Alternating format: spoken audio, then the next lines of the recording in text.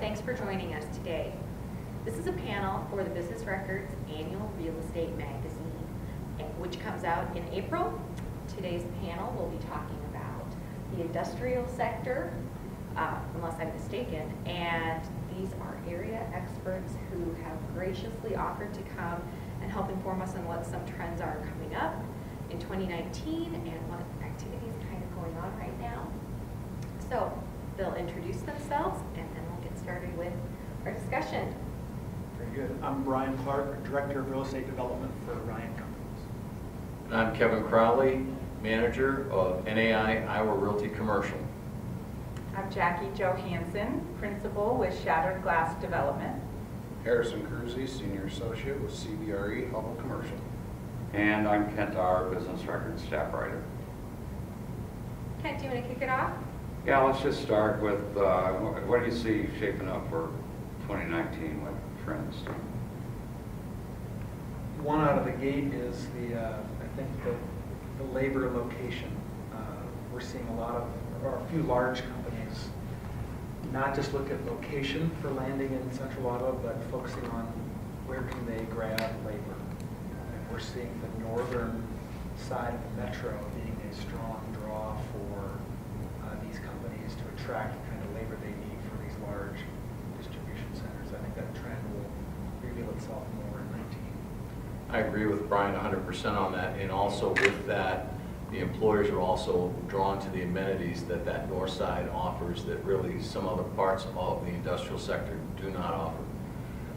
Another trend that we're going to really see in 2019 is companies drawing to artificial intelligence and AI driving the use of industrial space. So there'll be tighter racking, automated forklifts, and other technology that will be driving the efficiency of warehousing. And I would agree and add to that the investor pool is growing for industrial, be very strong for 2019. And growing amounts of pension funds, even foundation endowment funds are being more and more comfortable with commercial real estate and industrial sector specifically. So lots of dollars of equity flowing. To add on, maybe not 2019, but here in the future, we're going to see more retail big box converting to industrial use, especially with our e-commerce and fulfillment centers. You can see that happening here in the future. There's a couple malls, I think, in Ohio that are being converted. I think Amazon's converting Yes. two malls now to fulfillment centers, which helps their delivery time and be near the customer. Even a parking garage in Chicago on the Millennium Mile has been converted now. So we're going to see semis driving in and out of Raleigh? Could happen. What are we saying here? Potentially. Yeah. But potentially, it could be used for some of the retail sites with high cube, space that's already there with docks. Amazon's goal is to really be able to reach most markets within 2 hours. So, right now, if you order something and you live in proximity of about 50, 60 miles of Denver, you order something from Amazon, it's at your door within 2 hours. And I think their goal is to really try to replicate that in the top, 100 markets in the United States. How are they dealing with returns? I mean, are we reverse logistics? Are we seeing any of that? If you've got an Amazon package, there's literally instructions in the packet how to send it back. And I just assume they handle it just the same way. There's probably a specialty group within their Amazon that just deals with returns. So traditionally, when you would go to a store, about 8% of those sales were returned. Well, with e-commerce, it's 15 to 30% of those are returned. So it increases the amount of space that you need, and then you also need processes for the return of all of that. So you have to process it, you have to communicate with the customer, you have to inspect it to make sure it can go back into operations. So I don't know about the rest of you, but I've had some experiences, not a really big online shopper, but a few things, where I've called to return a few items and they just tell me to keep it. They don't want it back. They don't want to have to take it through the processes. These were large, one was a large dog bed. And they said, take it to your local animal shelter if you would, and we'll send you the next one. And I've had that on the boutique site before. Ordered a garment that didn't fit right, and I called and they said, donate it, we'll send you a new one. simplifies the Yeah, process. definitely. I'm not suggesting everybody's going to do that. Right. Repeat offenders that probably wouldn't get that. So is it e-commerce that's making this such industrial, such an attractive investment? Well, logistics is driving a lot of that, so part of it is actually both manufacturing, but shipping and receiving, and then really the buzzword in the industry is the last mile. So I think you saw Amazon was running ads for people that wanted to start their own delivery service in markets where, you know, I could start Kevin Crowley's delivery service tomorrow as long as I had a vehicle that Amazon deemed worthy of me running, and they guaranteed you like $90,000 a year to run that delivery service. So the last mile is really important too. So, you know, some of the companies here in town that do what I'm going to call short or immediate logistics work are busy or busier than ever.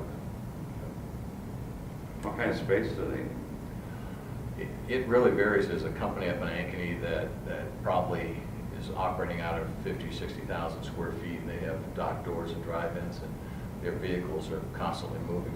I think you'll see, we've seen a concept that's been more like a tent, a large circus-like tent that would be over a couple acres. That would keep the weather out for a short duration, but could get your holiday packages processed and delivered on that last mile kind of concept. Constructed Tent package. material? I mean, I say it more like I think the concept, city's but- going to have a field day with fire protection on that, but Yeah. that's just a different It's opportunity. a temporary structure, but kind of meant more for the Sure. holiday rush of Yeah. getting those products to your. How do you deal with roads and that kind of thing? Permanent roadways. Like a Find a large open parking Like a lot. food truck service for Amazon kind of type of pop-up warehouse? Kind of, yeah. It could be. Yeah. Instead of a pop-up boutique. Right. Industrial. But there's been times where we've seen Walmart take temporary space for Christmas rush. The U.S. Postal Service here in the greater Des Moines areas at Christmas is always out looking for an extra 60, 100,000 feet just to handle the logistics of their extra business. So it's not unusual. Especially with the growth of e-commerce Right. and these holiday seasons and Black Friday, Cyber Monday. However, with the tighter market with low inventory, it does present challenges that really, you know, something like Brian's talking about where something temporary could pop up could work, although, you know, vacancies like the Yonkers store or you know, Southridge or Merle Hay could create opportunities too.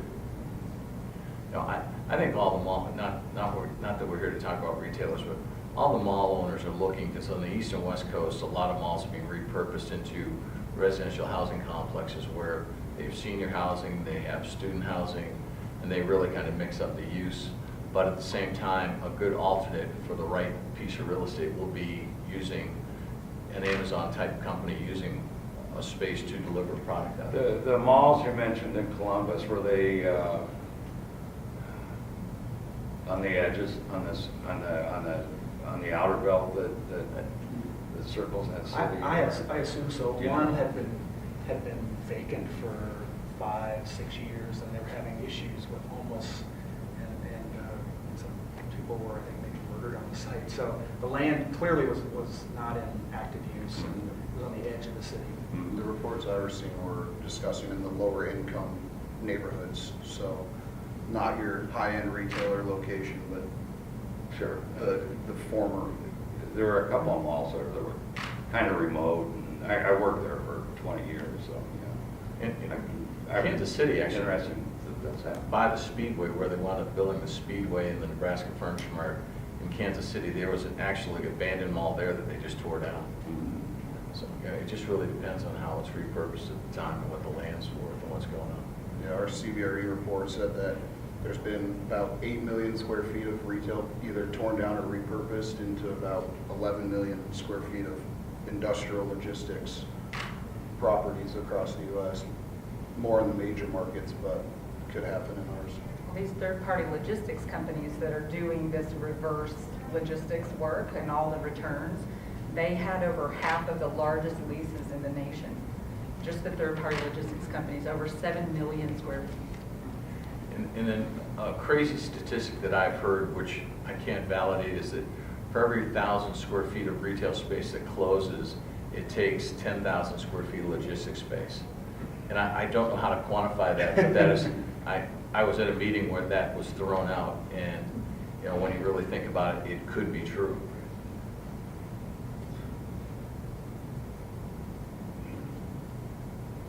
Another thing that seems to be a conflict with itself here is that we're building a ton of new warehouse space, 1 million square feet this year, possibly. Over 1 million square feet. There's really 1 million square feet of build-to-suit activity and probably almost 1 million square feet of speculative space being We have built. 4% Maybe vacancy. 4, yeah. Somewhere around there.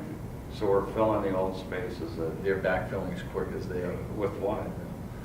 Same kind of uses. I mean, it just really, you know, we've done leases with a plastics company that came in from out of state, and, you know, they took some space out in Urbandale and just really backfilled space that had been vacated. Somebody moved to a bigger space. You know, there's really no lack of tenants, whether they're local, regional, or national tenants. We did a deal with a Chinese company that basically competes with Kemin on you know, the flowers that Kevin's grows. Are these local companies that It's a have been mix. using 10,000 square feet and now need 30,000 square feet, or? You're seeing the local guys grow, but the big chunk spaces are probably more your national credit, XPO Logistics, any of the other third-party distribution centers. XBO's probably been the single largest tenant that's grown in the market in terms of a lot of the product that Graham's built. XBO is leased. Seems to me, when I'm just looking at sales on the assessor site for the sector, that there's a fairly good, strong percentage of out-of-state ownership. More Is that what you're than maybe finding? in the last 5 or 6 years. Right, say. Yeah, right, is that what you're saying? Yeah, I call industrial still kind of a preferred asset class. Right, exactly. Amongst the investors. Right. Northern Tool coming to the market with 635,000 square feet of Right. phase one.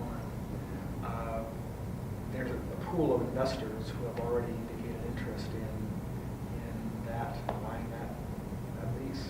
So, I used to tease Brian that, you know, if Ryan built something, there was always about 10 people sitting in their lobby hoping that they could buy it. It was a complete- You know, I've noticed that. It's funny how you Problem can follow you that have on there, the, no secrets here. No, no secrets. no, of course. All right, and so Northern Tool, for example, you're building that, Ryan, new bells and whistles, you know, I mean, it was high ceilings, these Overhead super. doors. Right, Right. the fire suppression systems, what. ESFR. Kevin mentioned AI. What's new now? Yeah, so the 40-foot clear on the ceiling heights, you see that dimension kind of continue to grow higher and higher, it seems like every year. For them, they've got so many retail sites across the Midwest, this location, intersection of the major interstates, our workforce. We competed against Cedar Rapids hard. Cedar Rapids labor force, in theory, had more availability than Des Moines does, but it was a strong enough location to the labor force here in Des Moines that I think pulled Des Moines in favor of Northern Tool. This is their first distribution center, so they're being very careful with how they lay that space out. They want to be flexible for the future artificial intelligence that may come, but they like the location and the workforce here. Without naming names, there's companies now that are using wire-guided forklifts. So the person that's in the forklift itself is not driving the forklift, they're just going up and down and picking product with a barcode scanner. But it's all wired, so that way the shelving of the racking can be tighter, so they can get more inventory into the cube, which is really the key. So with that, what's the employment demand? You know, I think that warehouses have always been low users of labor for the most part, and so if they're not manufacturing, you know, really Years ago, we did Procter & Gamble up in Iowa City, and I can remember they had 750,000 feet, and I think they had 50 employees in the entire space. And that was actually contract labor. And that is another factor too that you're seeing is a lot of these companies will come in and they'll really have one or two employees that are actually company employees, and then to get around, benefits and other things, they really hire contract labor. I think also to increase the productivity of the employees, these automated systems. I mean, I early in my career managed assembly lines for a manufacturing team, and fascinating work, and I even drove the forklift, so I can say I have taken pallets down from about 5 stories up. But I can't imagine doing anything like that with a 40-foot ceiling. So you almost would have to have guided systems and to really make that more productive. So the skill set that you need for your employees is different than what it was 25 years ago. And then most likely you need more, especially if you're doing fulfillment. So there were a couple of companies that, I've just been watching that have been installing these automation systems. And they have one of them in Germany has about 8 racks of full pallet with over 9,000 locators just in those 8 aisles. And then they have about 4 aisles of what they call mini loads, so they're more like bins. And that has 26,000 locators. So, they have what, in my day back in warehousing, we used to call it a water spider. I don't know what the role is called anymore, but basically that would allow the employees to stay at their station where they're adding value to the product and then moving it off to the next employee that's adding a different kind of value. And they get to stay put while somebody else brings all of their pieces and widgets and items to them. So it's just almost like it was 25 years ago on steroids with all of these guided systems and things moving all over the place. Fascinating. Streamlining. Yes. And really, with the technology they have today, they can literally fill a bin, and then literally it can be scanned going onto a truck, so they know what went on that particular truck too. So, inventory controls are tighter, and what they call breakage is less than probably 1 or 2% in terms of loss.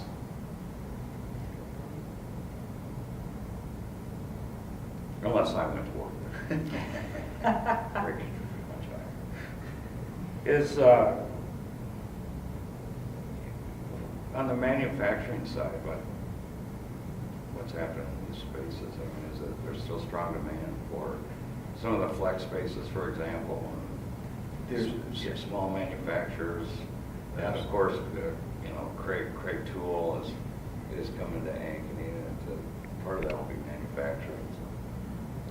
Manufacturing, I think there's a balance to it, and that we've seen some jobs leave Iowa in the last year that went to Mexico, but at the same time, the company that bought the building that I sold, the company that moved to Mexico, they went from 300 jobs to about 100 jobs, and it was both ag-related. One was in manufacturing for hydraulics for tractors, and the company that we put in there is in the seed bagging business. So they literally, just kind of switched uses of the building, and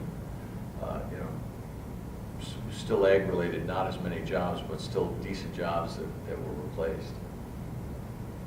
Still seeing growth, and it's just maybe more local than the international or national companies. Right. You're seeing a lot of third-party companies doing work. The locally quality manufacturing, leasing the old Dominic plant on Park Avenue, and then they have a large presence in Urbandale. They just continue to pick up more work for John Deere, so they're doing third-party work for John Deere. Specialization of certain parts and pieces. Just in a meeting this morning where we were talking about that. Yeah, my conjecture is that these companies, again, understand the cost of moving the product a mile, and so right now it's more convenient, more conducive to be on the north side of I-80, whether you're in Altoona, Ankeny, Grimes, Urbandale, along that corridor, that's just a more efficient corridor for these people to operate out of as far as shipping, receiving, and where labor is where employees can go get lunch, where employees can, get services before and after work. So I think that's really what's driven people to the north side. And as the south side grows and residentially with retail, I think then the industrial and jobs will follow. It's an evolution. There was a time when the north side of Des Moines wasn't as robust as it is now, and it was all kind of in the Delaware corridor. Right, or something exactly. like that. So it's just a matter of time before the populations and the amenities and resources catch up, whether it's the east side or south side to the north side. So I think the future for Highway 5 is bright. It's in the future. I mean, it's probably, 5 years away as the north side sites get filled up. Then that will eventually drive people to this on Highway 5. And the intermodal inland ports, if you will, that drives where industrial goes as well. So if you look at other inland ports, basically like Dallas and Phoenix and Denver, their growth of industrial product and warehouses is correlated about 3 to 12% of growth in warehouses based on where those spots are at. So if we're spending, $15.2 million on the Des Moines facility, and as that continues to grow, we'll have 4 different rail lines, which is much more than what the most of the nation has. That'll really help the south and east side Yeah. grow down South there. east side, a lot of the MPO Yeah. project, yeah. What about the agri-merchant area? It's kind of where the park might be going, I think. Right. Do you? I'd speculate.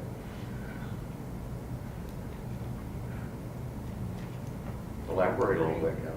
I really, literally, it's only bits and pieces that you pick up in different meetings, but, the agri-merchant park is right adjacent to Norfolk Southern Switch, and then that's also then serviced by Iowa Interstate, and then in that area over on the east side, that area also is bisected with UP, Burlington Northern, and I think those, so that would be the 4 servers that you'd be talking about. And, the Iowa Interstate will really be the biggest benefactor, but depending on where each of those railroad lines go and what products they're going to be able to drop off here in Des Moines or take out of Des Moines is really where there's going to be benefit. Right now, in 40 years in commercial real estate almost, I think I've probably done 5 deals that had significant rail requirements, and of those 5, I think 1's still left. And so the shift away from rail happened, and rail really wants bigger bulk products or bulk shipping. And so, that will change the face of how a lot of people do business and get product in and out of Des Moines, because rail is a lot less expensive than trucking. I heard a stat at a similar conference that shipping products on water is 11 times cheaper than rail, and rail is 11 times cheaper than by truck. I believe that. And we've got a huge trucker shortage. We're 50,000 truckers short now, but by 2026, we'll be 174,000 drivers short than what the market needs. So you can certainly move things by rail. Without that, you're avoiding any traffic congestion, and you've got increasing fuel prices. So there's a lot of reasons why rail can continue to become Right, more efficient. more efficient. So we just have to get that facility built, Yeah. right? Well, what's about to happen? Well, Kansas City built 2 of them, and they filled up like within, really 5 or 6 years their cycle. They just filled. I think rail will assist in the return of products and recycling of our boxes that we're having the big issue of now with all of our e-commerce, recycling and reuse.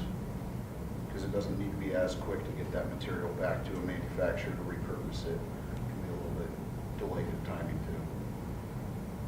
We're at the intersection of interstates. Is the demand in eastern Iowa, is there similar to, is demand for warehouse and industrial space sort of universal? It really is around, it really is around the country. Getting ready for this, I made copious notes that were in my car.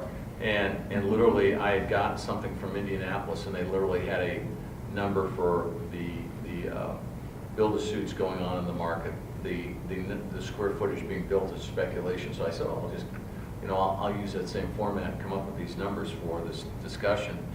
And, literally, it doesn't matter whether you talk to brokers in Kansas City, Indianapolis, Chicago. Even Chicago for a while had probably 20-25% vacancy because everybody started developing out in the suburbs, and that's all full now. I mean, it's all being taken. So, so yes, I mean, we're not a unique island here in that we're really doing the same thing. That's the same phenomenon is happening all over the United States, and it has to do with shipping and receiving and manufacturing.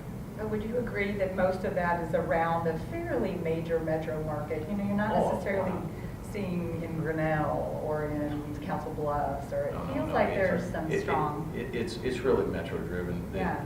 The rural real estate market is still challenged. You'll have spectacular facilities that sell for pennies on the dollar in rural parts of Iowa, just because, again, it can be a labor issue. It can be there just could be a lot of different drivers as to what really causes that to be, someone closing and what happens to that building afterwards. So, I'm seeing the smaller markets outside of these bigger markets, like I have a building in Olwine, which is just outside of Waterloo, Cedar Falls. The investors and industrial builders of Waterloo were interested in our building, and we actually have it under contract by an investor from Waterloo. You go to the Quad Cities, you can't find anything on the interstate. Everything's down in the old industrial parks. Yes, the larger metropolitans are definitely growing the fastest, but our smaller markets still need the industrial, and we can't find it. right. Are they building on the edges of the Quad Cities, or? Not that I've been It's able to difficult receive get into information those on. industrial parks. Yep, it is. What happened over the Quad Cities, though, I mean, it goes back years ago when Caterpillar moved out, and some investors, local investors, a couple of trucking companies, and a couple of other warehousing people literally went in a partnership and bought the old Caterpillar plant. And John Deere is probably the primary tenant, or a lot of third-party people that supply John Deere are. But the arsenal is still active, and there's a lot of third-party logistics suppliers in the Quad Cities supplying the arsenal also for rocket-guided systems and interesting things. We're seeing investors, the national investors focus on the larger cities and those industrial areas. In the more smaller markets, you're seeing more local investors or lesser-known investors wanting. Well, they see they can buy it for, like you said, pennies on the dollar. They can attract people there because their lease rates are pennies on the dollar. And size is relative to your market, I guess. I keep getting notices of a warehouse going up in Perry listen to me, 45,000 square foot steel building. It's the Peri-Industrial Economic or the But I mean, it's a really significant thing there. We have seen those spec buildings that people built. I won't name the town, but there's actually one building that was built that was about 35,000 square feet. It was built 10 years ago and it's still sitting there. And so, and a lot of these people thought if, you build it and they'll come, and they really haven't come.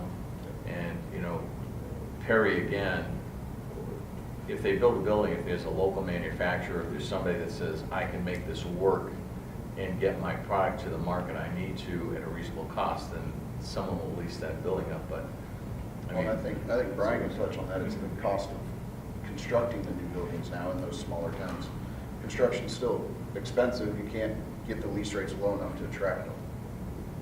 They can still find a building here in Des Moines or Cedar Rapids that's the same price. The square foot price, though, for industrial, I'm going to assume is probably the best price on the market, right? the best. It's not really compared super to expensive. corporate Office. office. Compared to Yes, office. yes, Yeah. What's it run?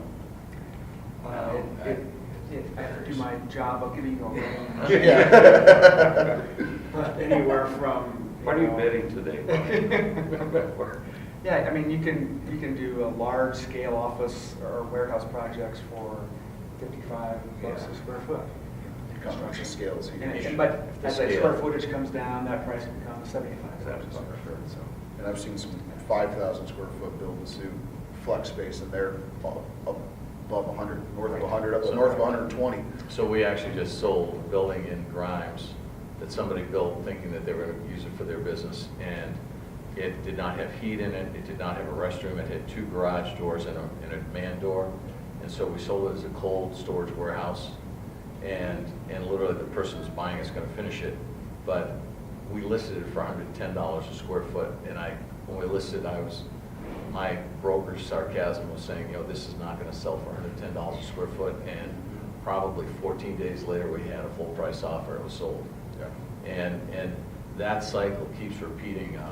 We sold a parking lot with a small truck service building in Grimes, and there were multiple bidders, and we literally just said, we've had a number of contests among brokers, and if everybody's playing straight, they say, here's the list price, make your best offer, and you better advise your client that you better be $50,000 or $100,000 over list price, or you're not going to get it. There was a building that Harrison listed, and we literally legitimately made an offer about an hour after they listed it, and it was above list price, and they sold it for about 20% over list price to someone that needed it more than my client did. Yeah, we had it sold in 24 hours. Yeah. We had 12 or 15 offers on it. We had offers in our inbox within 20 minutes of it being blasted out to the brokers. It was pretty incredible. And so, we continue to see that. We just sold a building in Urbandale. It's just a small little flex building, and we listed it and it sold within 24 hours. So, The small industrials, the owner-user industrials, just flying off the show. and there's really no, again, because of the cost of construction, cost of even development ground, it's almost prohibitive to try to put in sewer, water, utilities, and then say, okay, I have a 3-acre site I can sell you because it's going to be, it's going to be, probably $5 a square foot for industrial dirt once it's developed. Well, and it's tough with city requirements too. It's hard to find a metal building site that you can build on. Most cities now you have to put stone of at least 25% on the front facade or more, or they require tilt-up concrete. Yeah, precast is kind of the minimum now. Yeah. Most of these industrial parks. So it's tough to And that's it. And actually, steel, the price of steel and concrete, it's almost negligible, what you use for your exterior anymore. Our, you mentioned flex, but are non-traditional users still making up a big part of the market? Not a big part, No, but I think, Hy-Vee's use of the R&R building has been a big topic of conversation, and it's a great use for that space. It's creative, it's unusual. We don't really, there aren't that many people that can make that work for them because, I think you'd find by cost per square foot, by the time they got done, they could have had an office building or pretty close to it. The nonprofits, the fitness centers, that kind of thing, are they active in the market? It was sort of You're going to an continue interesting little diversion for a while, but You're going to continue seeing the entertainment uses in those spaces, like you see at Hubbell's Grimes Business Park. Yeah, you're going to have go-karts, you're going to have a baseball facility for training, you're going to have basketball, you name it, the sport, the Trampolines. training, the activity for younger kids, that kind of stuff is going to continue being hot just because of the way we live now. We want entertainment. Go ahead. Back to Kevin's point, when you were talking about these amenities and things like that at the Hy-Vee space, you are seeing an interest in office-type amenities in warehouse facilities. And keep the employees happy, they're more productive, they get a fitness center where maybe you didn't usually see a fitness center in a warehouse facility. And more natural light, good ventilation, kind of just your basics that in the office world are a lot of talk right now, a lot of design features you're starting to see in warehouse. Yeah, Deer ISG being, I think, will come online this April. And Deer really wanted that industrial kind of look and price, but then in certain areas within that, for their tech kind of employee base, they wanted to spend a little bit more money on the inside of the building than the outside. So from the exterior, it's a very simple precast box, but more of the amenities are being spent to make it less industrial on the inside of that new tech office space. You had mentioned kind of maybe touching up the exterior a bit and on some of these buildings, stone, so many feet, you know, that kind of thing. I sat in on a planning and zoning and urban design review board meeting. You hear that talked up a bit. Is that more typical in any particular city, or is that just sort of become the standard? I think that's a standard now. I mean, I think out in Grimes, you look at the building that Chrysler Dama built out there, that's probably one of the more interesting skins Right. on. That's what I'm thinking. On an Yeah. industrial building that we've seen, but, you know, to Jackie's point, you see more glass, you see where, because of energy costs years ago, you know, they used to actually put daylighting windows in warehouses. Then as energy got too expensive and those single panes that they used weren't efficient, they got away from them and everybody went to a concrete panel. And all of a sudden there was insulated concrete panels. Now you're seeing insulated concrete panels with glass ribbon windows, but they're, you know, double, triple pane glass, so they're highly efficient and they're really not losing any energy and they're picking up the daylighting. Yeah, on these, and then on the slabs, are they running services through that? And the reason I asked the question, I think Hubbell is building something it calls Flex Tech. Oh, the one Birchwood. Which, as I read about Flex Tech elsewhere in the country, which is basically an office in a warehouse, I think. All of the, is that not right? I mean, I may be wrong. I think you're Yeah. pretty close. That's the, But all the services, when they put up a slab, I mean, all the services are there, contained within that. Is that the differentiator there, or what? In the end, typically in an industrial building, It's a usually the line. first column line is a line. Yep. That's where the sewer goes, because, so then that's going Yeah. to dictate where kitchens, restrooms, or other amenities go unless somebody specifically, before the floor is poured, says, we want a sewer line running another way, or in the, you know, or two in the building. You know, with wireless systems now, you can literally, you know, work anywhere, so then really it's, do you have drop-down cords, do you have electrical floors, I mean, how do you get your electrical services to the work areas? So if you're more open plan, it's difficult to, you know, how you plug in. Yes, so we're not seeing a lot of hard utilities in the floor slab, but more drop down verticals for flexibility. All right. Mr. Hubbell, what is Flex Tech? that's tough. We had a client that was very interested in that location, and the amount of glass is very required for this client, and so it's tough for me to really speak on this building as it didn't go the way our client was looking for. I think parking is going to be a huge problem with these kind of uses, because if you want an office build user in there and you only have 3-4 per 1,000, they're still cramming people in 120, 150 square foot a person. And if you do that math, you're going to be under parking. So I think that way, cities, zoning departments are really going to have to work. I know that R&R responded to Hy-Vee's request, and now in their planning for their other buildings out there, they have the ability to add parking in their green space or in their area and still meet all the requirements.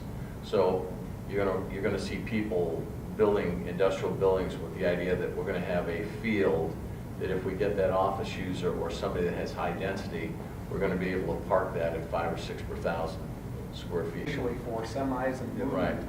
have now the flexibility of being converted to parking lots. they And put windows and doors, in, right, yeah. Yeah. I think it's a lot of flexibility now in the way they build these buildings, where you can cut windows in easily and not substantially hurt the structure. It's a lot of flexibility, like we talk about in all asset types anymore. Everything's got to be flexible for the moving trends of the tenant, the occupier.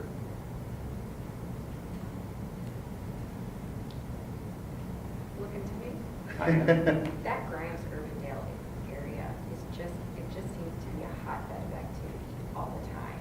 Is that, am I right on that? That's, Except that now that That's the hotspot land right now. prices are getting to. Yeah. that's what I was If gonna you say, what's can't, gonna cool it down? if you can't get the rent appreciation, then Really, it's hard to right. justify. And really what, what's really amazing is watching over the years, product has been priced by the year it was built, and so there was $240 a square foot triple net, there was $3 triple net, there was $350 triple net, and now new product is usually coming in between $475 and $575 a square foot triple net.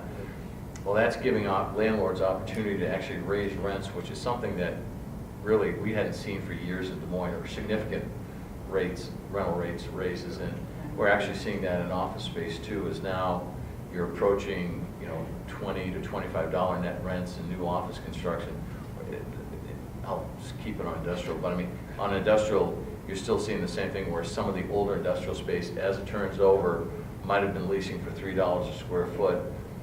The landlord might do nothing to the space and raise the rent 50 cents. And then we're also seeing bumps in leases, which like we've never seen in Des Moines for years, and so now landlords are putting in annualized bumps in most of the leases too. And you're seeing that in warehouse. I know it's common in office, but you're seeing it in we're seeing warehouse. ours too. Yeah, Okay. very often. We, depending on who we're representing, we'll fight that, but. Yes. But that's a change that's occurred just over the last couple of years, though. I remember when it was happening 2 or 3 years ago, we were talking about this in the office sector. Right. Ken, it Not so doesn't, much. we all go, whether you're a developer, commercial real estate broker, construction developer, we all go to seminars, and we all listen to experts, And you conspire. No, we don't conspire, but, I mean, literally, we laugh about, depending on what city engineering meeting that the city engineers went to, they come back with roundabouts, smaller roundabouts, bigger roundabouts, and, just as an example, and, having grown up out east, we had what we called rotaries, and they were probably 150 to 250 feet in circumference, and they would feed, major roadways coming in and circulate through them. And over the years, what they found out east is that rotaries are a really bad idea, and they've done away with them. And so now, urban land planners say, let's put in a rotary. Well, it's great, except you can't get a semi around it, and so it slows traffic down. It's great in some neighborhoods that have traffic problems, but for industrial quarters especially, they just don't work. But so it doesn't matter. There are trends in all of our correlated industries, whether it's city zoning, whether it's leasing, whether it's building, and we all go to the seminars, and it's the new next best idea and a new twist, and so it just keeps promulgating. You're talking about increasing land costs, and I'm curious if there's been talk here in Des Moines from those of you that are doing deals right here in town. Because of the land costs are going higher, they're looking at infill lots and doing multi-story warehouses. So obviously. Our pricing is not there yet, Okay. and our market still, we have the rush minutes instead of rush hours, so we still have the propensity to go east, go north, go west, go south, and build. And so I really think it'll be a long time before we actually see the economics of a multi-story warehouse actually work in Des Moines, unless, somebody really says, I want to be right, next to Right Hy-Vee down here in downtown. Okay. But Yeah. I really don't see that happening. I agree with that, and I think we'll see Grimes and Ankeny and the northern area continue to have the growth in price and high prices, but as our southern land opens up, that land is dirt cheap compared to going north. So as people, the amenities find their way there, so will our industrial, just due to the There's cost. shortage of land. That makes me wonder, because this all happens around what we would call gateways, I guess, Deer at 100th Street, all of this. So does opening up Veterans Parkway, does that create Opportunity, yes, absolutely. more industrial? Yeah, I mean, is Or that? office and industrial, yes, Okay, right, absolutely. yeah. And then, I think that, Microsoft will have neighbors. Yeah, absolutely. Yeah. Well, when we were searching for IMT, we presented a lot of land out there on veterans, but it was just far enough down the road that it was too late. Well, is it getting too pricey? I mean, it seemed though that No, soon no, after it's not. that, It's not. or maybe trucking along at the same time. We've seen land prices along Veterans Parkway probably from low twos to $3 a foot, and, you know, for larger lots. And, you know, literally we've got 80 acres in Grimes for sale for under 80,000 an acre, and we have, or at 80,000 an acre, and then we have the same size piece of land out in Altoona for sale for 80,000 an acre. And, you know, it's an asking price, and the high water mark's probably in the 70s for sale, people buying industrial land, so we'll see what happens. You know, the land when Apple assembled lands out in Milwaukee, I think about the average cost came in at about 40 an acre, but there were some 60s and 70s and some 35s, so, you know, it's just watching the prices of land is definitely interesting, but it's definitely going up. I guess what I wonder is, after you know the user, I mean, Apple was super quiet, I would say, pretty successful Yes. in keeping them They're quiet good at what they do. when they were buying land. Right. Microsoft maybe yes, maybe no, but because they'd already been around, even though they all go through straw buyers and everything Right. else. But once that was announced, the Microsoft thing was announced. Did those land prices spike then along that corridor? No, not really, no. Yeah. Because Microsoft, one thing about the data centers, I think it's great for the greater Des Moines area to have them, but they don't really, there's not like any industry that follows them around. So it's not like you're getting an automobile or trucking plant where they're gonna say, we're gonna put a parts plant here and the seat plant here and the tire plant here. So the data centers just kind of are islands to themselves, but they get all the infrastructure in place for That's future true. development. That's So what- that's- that's really the prize. And then, Question, yeah. you know, in West Des Moines, just with the taxes that Microsoft's now paying on their first site, you know, they have fences up around there. They don't want city services. They pay for their water, they pay for their utilities, and they really don't, you know, want any services. So, I mean, they're a great asset for the community, you know, once they're in place and paying taxes. Investors are also very hungry for data center locations. In 2019, there's been a spike that is anticipated for data centers, and of course, industrial is really strong. Are the certified sites, how do they come in? Are they coming into play here? I mean, I know Sure. they've been a big deal for some communities. There's a cost to getting your site certified. However, if time kills deals, if we represent a buyer and all of a sudden the soil tests are done and you know where the sewer is, you know where the water is, you know where the utilities, the electrical is, what internet service is available. So the certified shovel-ready sites are really important, and probably, for some reason in Iowa, I think it's our Midwest practicality, have not really caught on, but the state is doing a good job of pushing that. I mean, Correct, don't you yeah, agree? I'd agree. I think a lot of the out-of-state, either users or clients will go there first. What certified sites are available in this geographic region? I think there's some cities now in the process of creating those sites, and they'll have a leg up over other cities.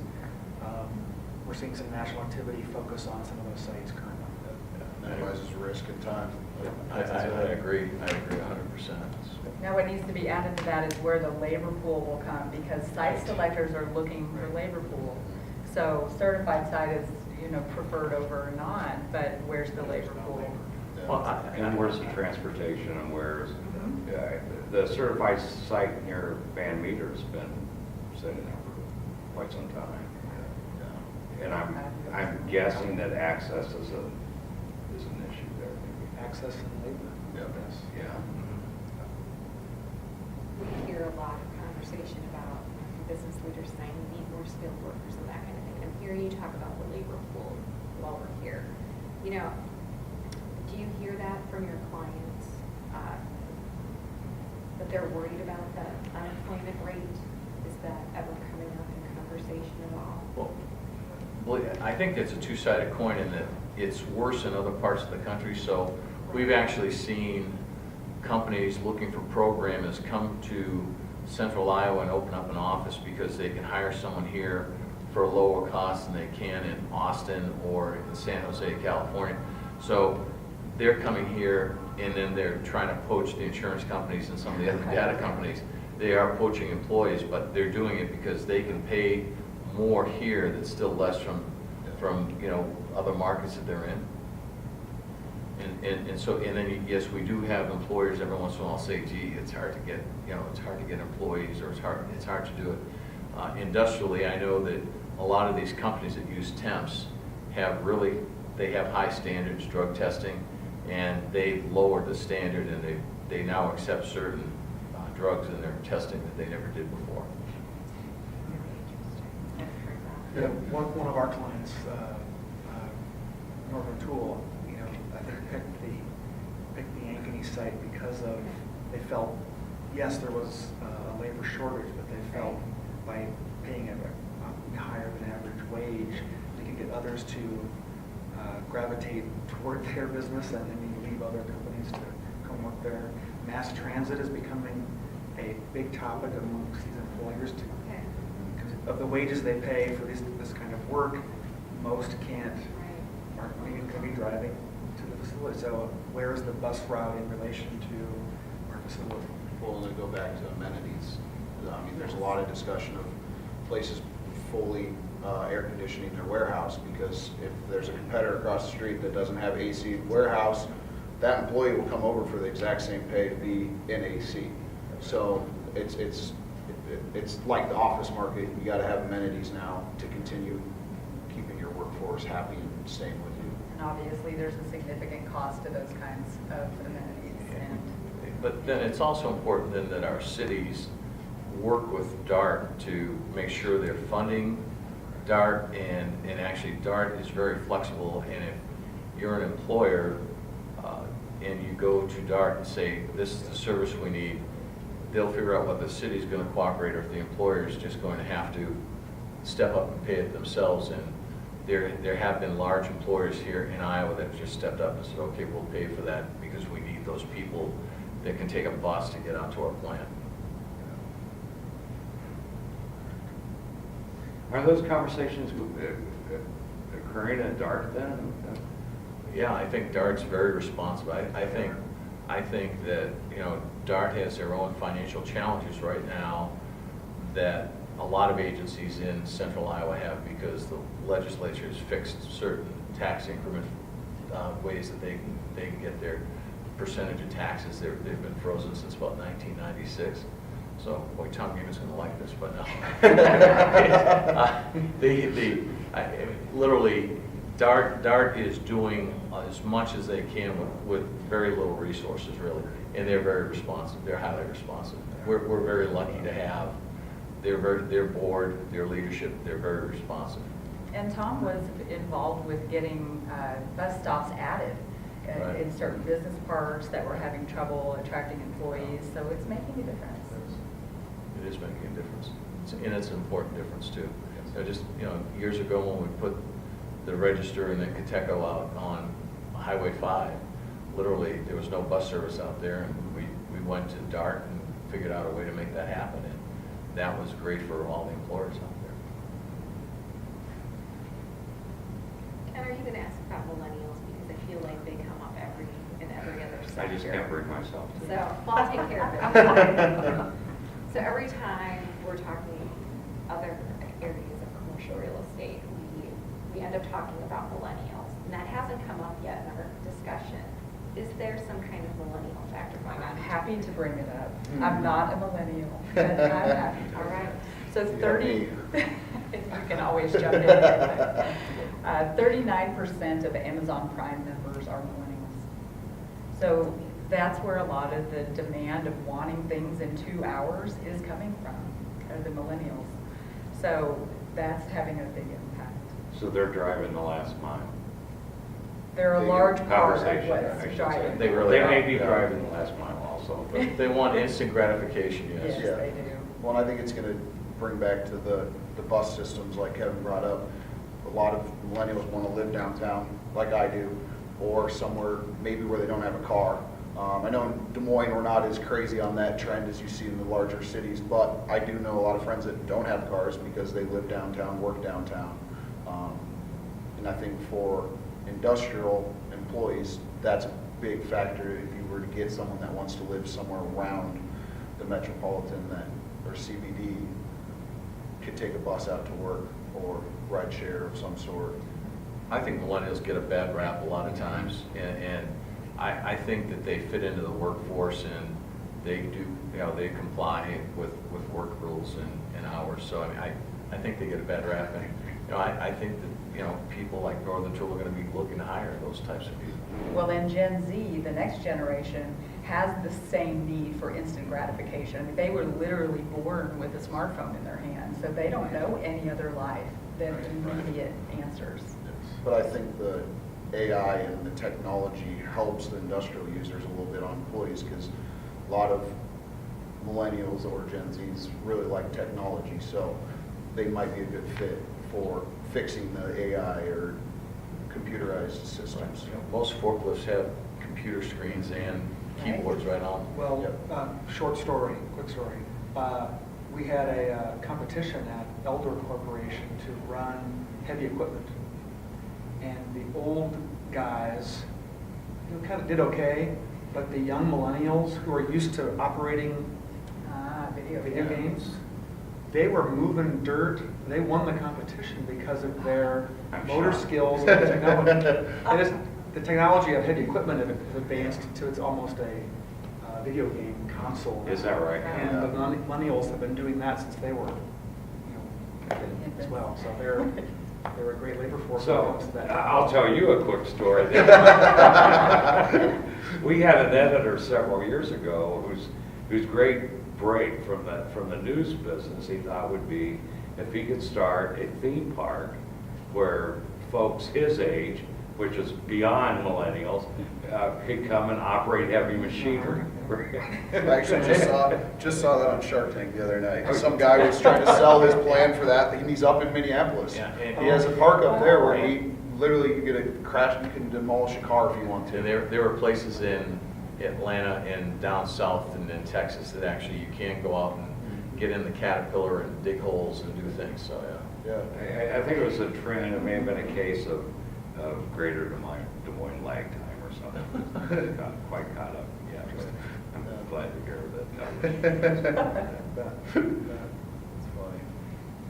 Have a closing question in mind? I'm just wondering, we don't cover all the bases, and I'd like to hear from each of you if you think there's anything we haven't touched on that we should have touched on.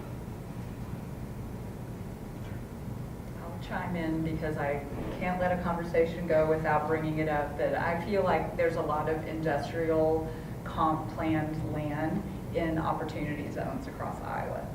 So now a lot of that are in rural cities, so the land price will be good, but where is the labor pool? Where are the developers? Where are the investors that want to be in those towns? But yet at the same time, you can't ignore there's a lot of industrial land inside of those zones.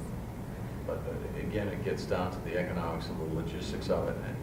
And we literally were working with a company and said, we have a perfect facility for your truck service center and your distribution center. It was literally 9 miles away, and they said 750 trucks a day, 75 cents a mile, 18 miles a day. We can build exactly what we need on our site, pay for it in 3 years instead of driving across town. And so, I mean, that's Reality. the reality. And again, that just goes to show that, that's the challenge of rural Iowa. And if rural Iowa can somehow, with technology, compete and have some workforce, maybe there's third-party work that they're going to be able to do. But I think the days of, years ago, I know there were leaders and companies that said, well, I grew up in this small town, I'm going to go back there and build a factory as an honor to my hometown and create jobs. The population's not there to really help with that factory anymore. And then logistics-wise, it makes no sense. So, the people aren't going to do it. It's going to be harder to make that happen. Well, and to touch more on the opportunity zones, I think the biggest benefit in those smaller towns are the smaller employee or manufacturing employee or companies that are already there. Because of the time you have to hold it, it's hard for an investor to go into a small city like that without security. So I think there's potential for your local companies that are already there. I just don't see it drawing a Des Moines company or national. Thank you. Sure, thank you. Thank you.